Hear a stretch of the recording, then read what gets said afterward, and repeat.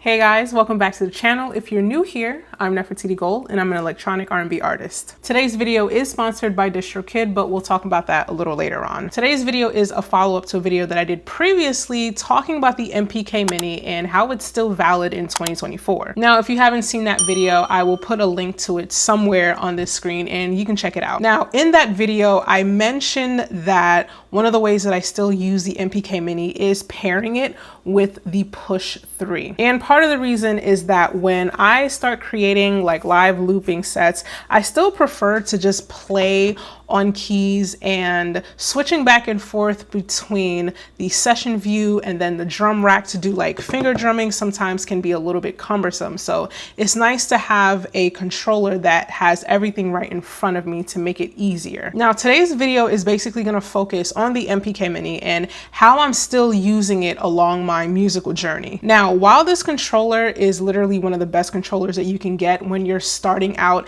it's not something that's only reserved for just beginners, right? This is something that you can carry through your musical journey and still find use for. Now, the best use that I have found for it within my musical journey is pairing it with the Push 3. What this does is kind of give me the flexibility to have a live looping setup that I can easily take with me wherever. Now, I do have a bigger setup, but I tend to reserve that for the longer shows. But if it's something like an open mic, something where I'm only doing one or two songs and it's kind of like an in and out situation, this pairing is perfect. So for this video, I kind of want to take you through how I actually work with this workflow. Now, normally I would also have like a vocal processor for my vocals, but usually when it comes to like my live looping sets, I like to start on production first and kind of get an idea of what I'm going to do for the instrumentation. So we're going to be starting from scratch. I have everything off, as you can see, and we're just going to go ahead and turn on the push, and I'm going to grab my headphones. It does take a while for the push to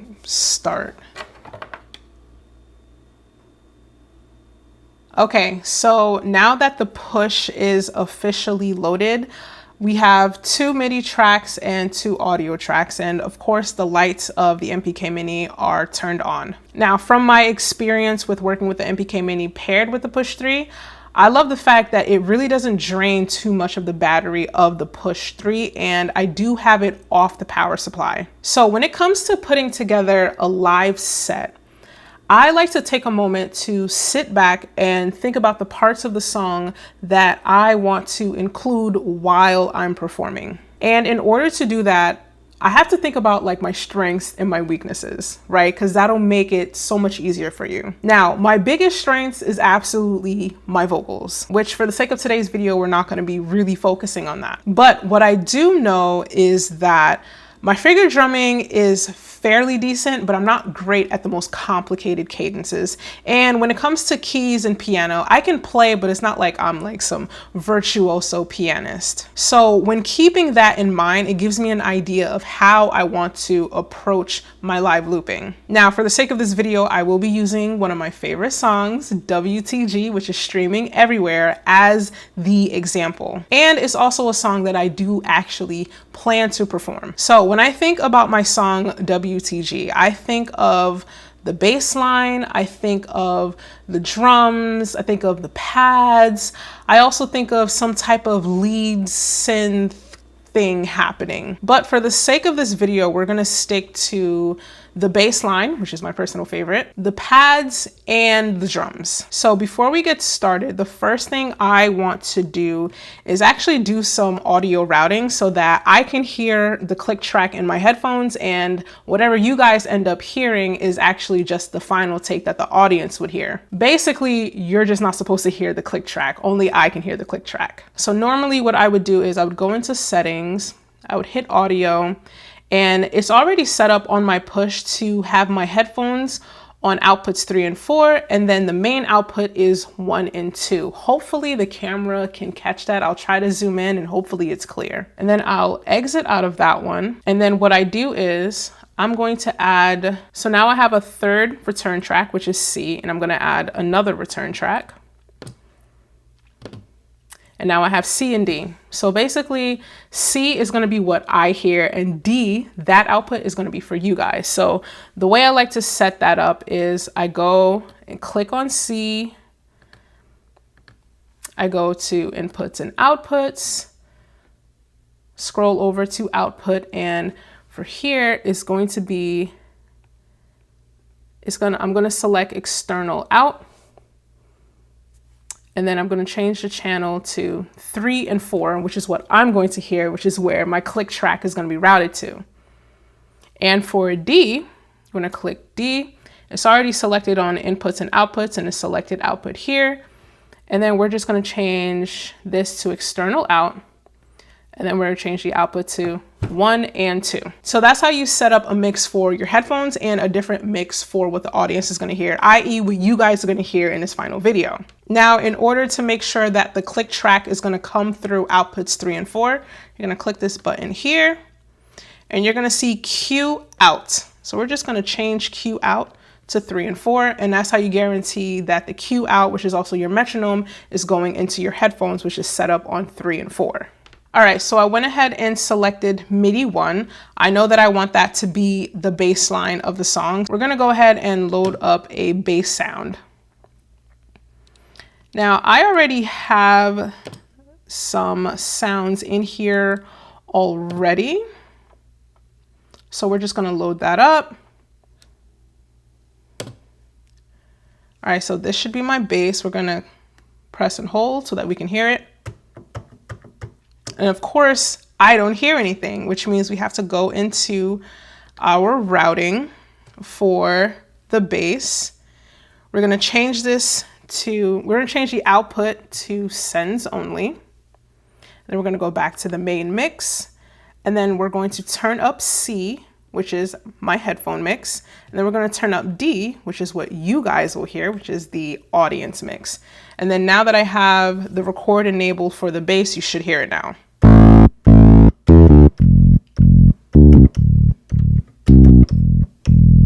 Yay, that sounds great. So the bass synth that you're hearing right now is actually a patch that I sampled from my Moog Minotaur. And it's one of my favorite bass sounds. I think it sounds so fat.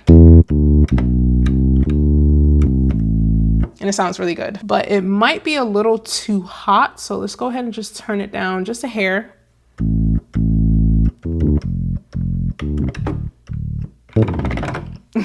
All right, so we have that set up. Next up, let's set up the chords. Let me see, we're gonna click the load button here. I do have some preferred sounds already stored, so we're just gonna go with that. Make everything easier. Actually, you know what? I think I might try to opt for, I think I wanna opt for something that already comes on the push 3. So let's just find a decent pad of some kind. Let's go with that. Let's go with that. So same thing for the new track. We have to make sure that we have the audio coming out. So you're gonna make sure to click the levels. You're gonna go over to input output. You're gonna change the output type to sends only. Go back and then just turn up C and turn up D. And then once we record enable, you should be able to hear it. All right, so this is the part where my performance mind starts kicking in. If my bass line is already kind of in this lower register, I really don't want the pads to be in a lower register. So now what you could do with the MPK Mini is easily just hit the octave plus button and you're good to go. And that's just something you have to make sure to remember and something to practice while you're putting something like this together. Like, okay, so when I'm about to record the chords, I need to make sure to hit this octave plus to bring it up an octave. All right, so that sounds good. I'm going to add another MIDI track. I'm gonna add a drum track actually. And we're just gonna do the 707 kit, keep it simple. And I'm gonna actually duplicate it. And the reason why I'm duplicating it is because I want my kick and my snare and my hi-hats to be interchangeable. So one track is going to record my kick and snare, and then the next track is going to be my hi-hat, so that I can turn one off and keep one on, and then just kind of go back and forth between the two and add some variety to the set. So once you have the idea of the instruments that you want to use, the next step is to just actually practice. Let's go ahead and do that. My tempo is 120, that's perfectly fine. So I'm gonna hit play. All right, so I hear my click track in my headphones. You may or may not hear some bleed in my lav mic. I'm not sure how loud it is, so bear with me. 2, 3, 4, 1, 2, 3, 4, 1, 2, 3, 4.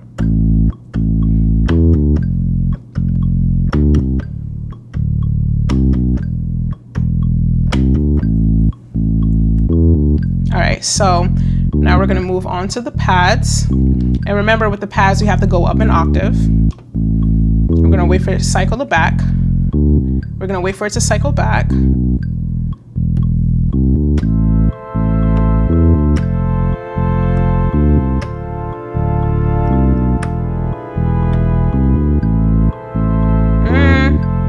I don't know if I really like that. I felt like the chords were kind of muddy.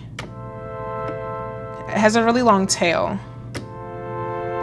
And this is the kind of thing that you need to like practice to understand, like, oh, this sounds muddy, and kind of practice like, oh, when do I want to lift my hands off of this pad so that it doesn't bleed into each other and make it sound muddy. So I'm actually going to do that again. But before I do so, I need to figure out like what the drum parts are. Oh, I forgot to set up the routing for the drums. All right, so we have that selected. We're going to go here, input, output, change it to sends only, and then go back to the mix, turn up C, turn up D. Same thing for the second drum track, input, output, change it to sends only, go back to the mix, turn up C, turn up D. And now we should be able to hear it. Perfect. And then, okay. So I know that my hi-hats are here. Now, I'm not the best finger drummer, so what I like to do on the MPK Mini is hit this full level button so that I don't have to worry about how soft or how hard I have to hit. It's just full level always. So let's go ahead and try that again. Now I could just leave that there, but I'm not going to. I'm just gonna delete that, and then we're gonna start over. 1, 2, 3, 4. 1, 2, 3, 4. Oh, see? You gotta practice. So 2, 3, 4. 1, 2, 3, 4.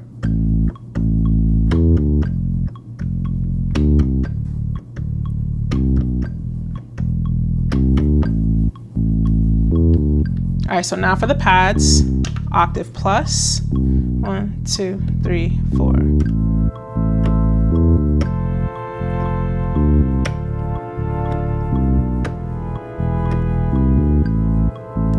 I think that was okay. 1, 2, 3, 4. 1, 2, 3, 4.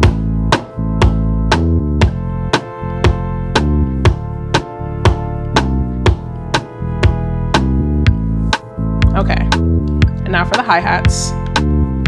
2, 3, 4. 1, 2, 3, 4.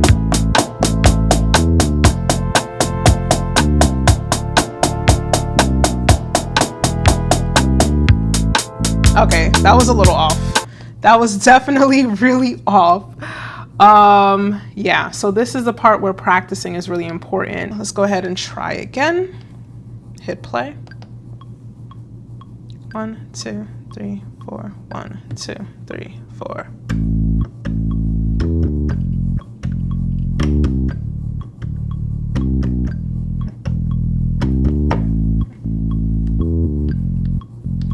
Okay, octave plus.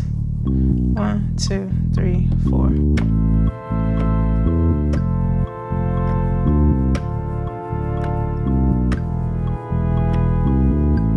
Perfect. 1, 2, 3, 4. 1, 2, 3, 4.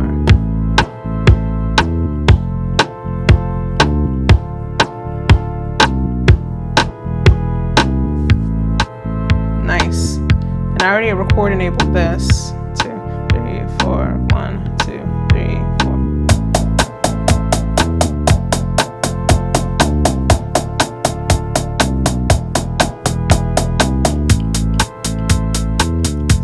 Let's adjust the levels.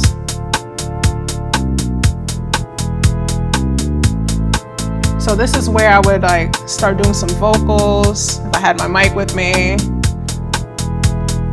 I should've known things weren't right. I should've known it wasn't time. Went too fast, sure went slow. Now you're gone and I don't know where to go, go, go, go, go. Oh, can't believe I barely made it out alive. Oh, you had me lost and caught up in your lies. Yeah, you said you'd always have my back, instead you always held me back. Now I'm nowhere I'm at, where I'm supposed to go, go, go, go. I should've known things weren't right. I should've known it wasn't time. Went too fast, sure went slow. Now you're gone and I don't know where to go, go, go, go, go. And that's essentially the general idea. Now, to really make use of the MPK Mini, you would want to map some effects to some of these knobs. Now, unfortunately, I can't MIDI map directly off of the push to the MPK Mini. I have to actually take this project, transfer it to Ableton Live, and then from there map my MIDI controls and then transport it back to the Push 3. It's the one workflow that I'm not the biggest fan of, and I'm hoping that there is an update where I can do MIDI mapping directly on the push without having to bring it back to the computer. But that's essentially what you would use these knobs for. So an example of that would be, let's say, what would we want to do? I would say, I don't know, let's go to this track, which is what I have the hi-hats on. And we could go into devices. Let's add a device. Audio effects. I usually like the auto filter, call it a day. And that's like the easiest, quick effect that always sounds good. So if I were to just play the drums, let's go over to here, and then we can filter it down. So that's a really nice parameter to map over to the MPK Midi. What I like to do is kind of bring up the resonance so you can hear the sweep as it comes down.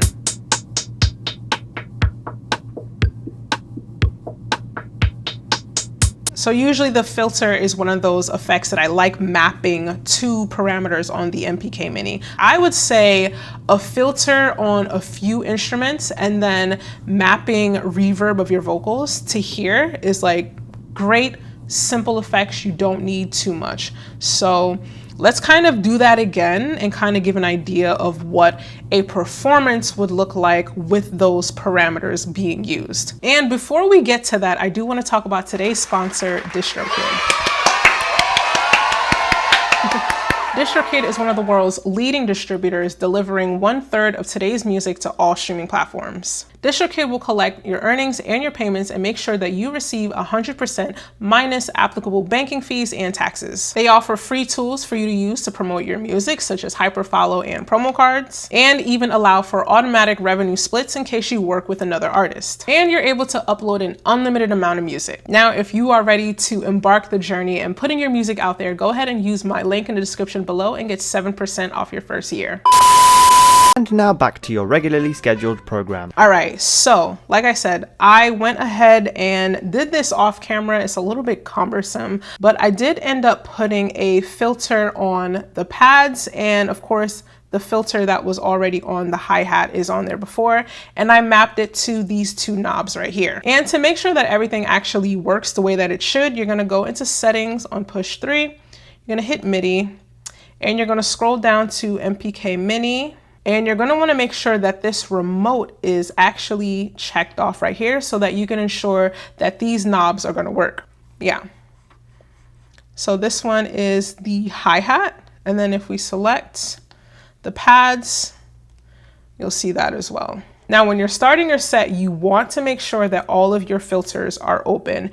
And luckily with this screen here on the MPK Mini, you can see exactly where your encoder is. So this is full, so this is closed, and then this is open. So we're gonna make sure this is open, and then same thing for this. We want to open that all the way up, and we know for a fact that our filters are open and we will get sound. And that's also something else to practice, resetting. You wanna make sure that all the filters are open. You wanna make sure all your volumes are where they need to be. You wanna make sure that if you change octaves on your MPK that you go back to where you originally started. So let's go ahead and try that again with now the parameters mapped to the MPK. 1, 2, 3, 4, 1, 2, 3, 4.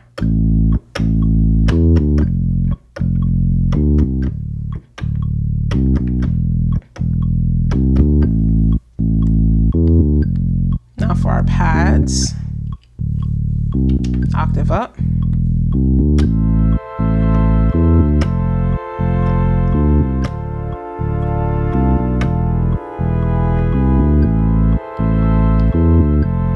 Now for the drums, 1, 2, 3, 4.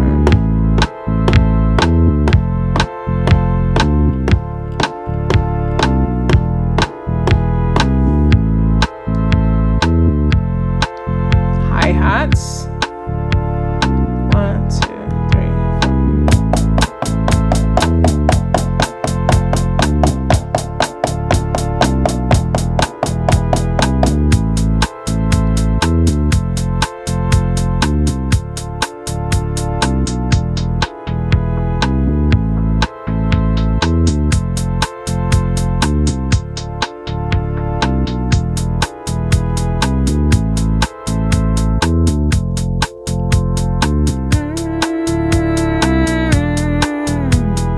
I should've known things weren't right.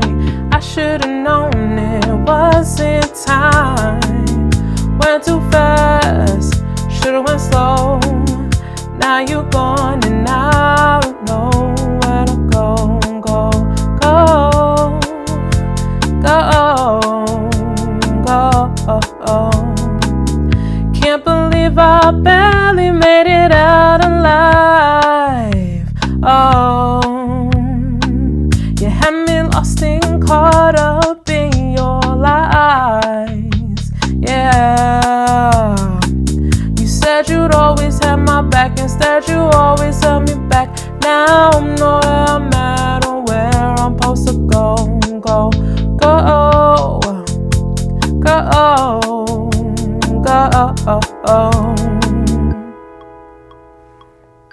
And that's essentially it. I like to start with the bare bones first when it comes to programming my live sets because I do like this setup. Now, the only thing that I would add to this duo is just my vocal processor and my microphone. Now, if you would like to support this channel, definitely consider a monthly donation of just $5. It's not a lot, but it does go a long way with supporting me and helping me do more videos like this one. If you haven't already, definitely like and subscribe, and I'll see you guys in the next video.